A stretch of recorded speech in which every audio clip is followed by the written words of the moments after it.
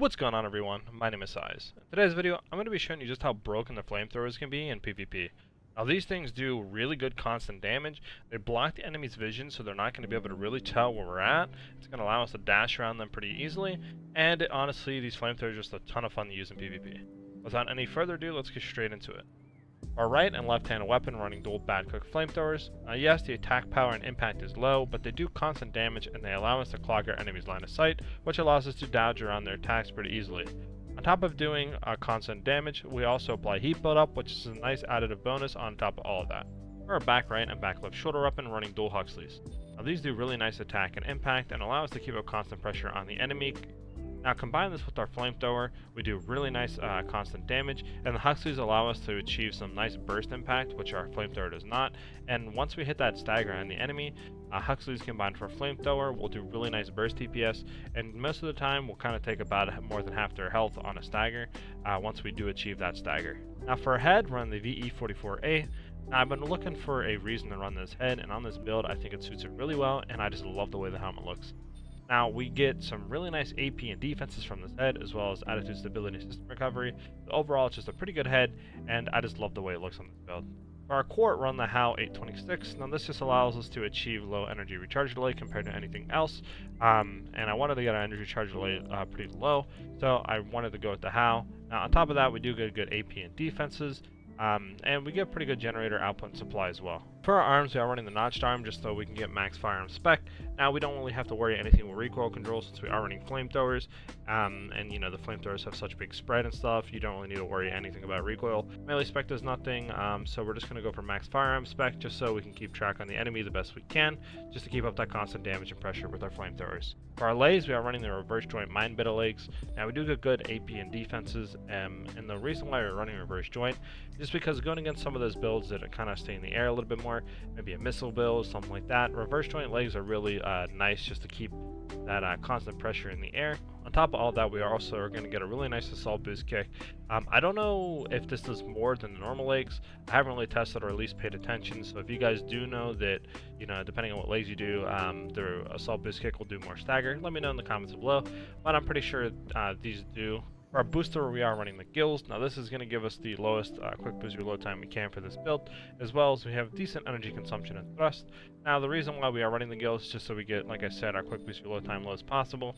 So this way, when our flamethrowers are up shooting in the enemy's face, we can dash their attacks really easily and consistently. So for our FCS, we're running the Ocellus, just because our flamethrowers are considered in that close range assist under that 130 meters. So we're going to want to try to max that out. So that's why we go for the Ocellus to max the close range assist. And then with our backs, Huxleys really doesn't matter. So we just kind of focus on our flamethrowers, and that's why we choose the Ocellus. Our generator running the main tank, this gives us decent energy recharge delay and allows us to recharge a decent amount of energy whenever we do recharge.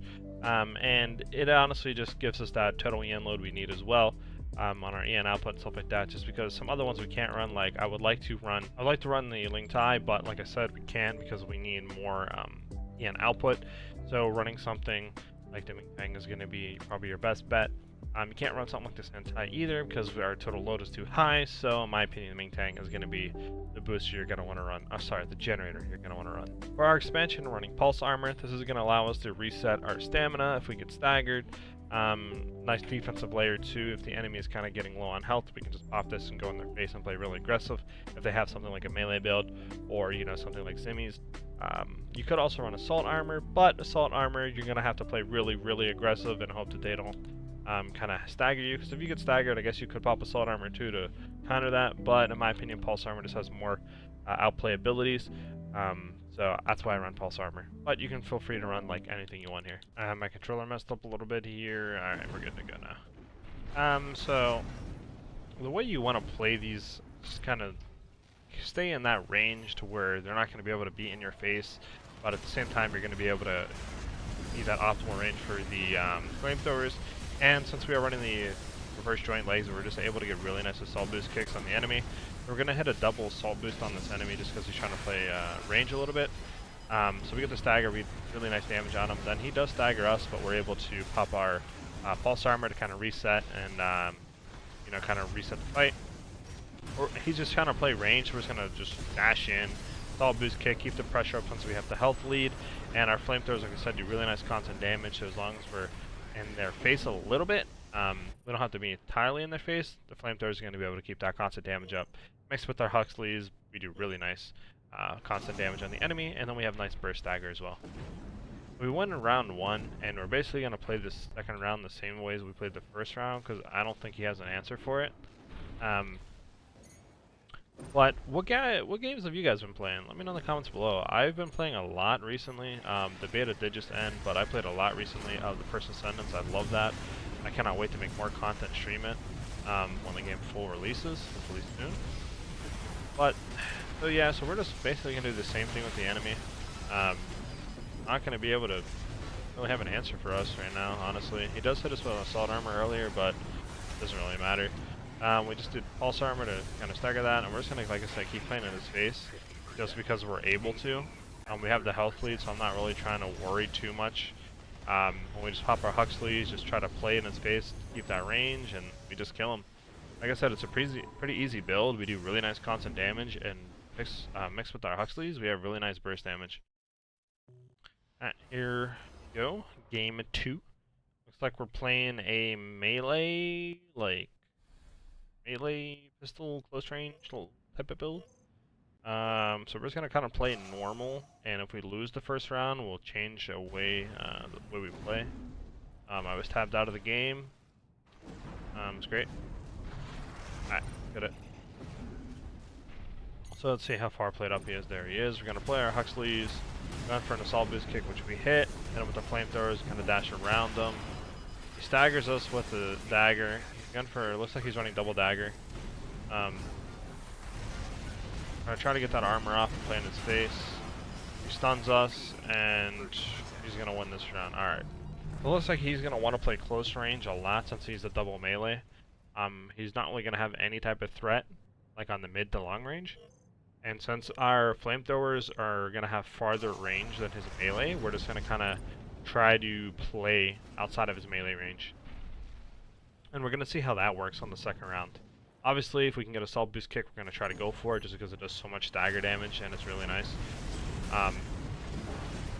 So we're going to kind of play in his face and then just backdash out. We hit an assault boost here, we hit a stun, we're just going to get all that nice stagger damage on him. We're just going to keep playing range now. Try to go for another assault boost kick, which we miss. Backdash out of his melees.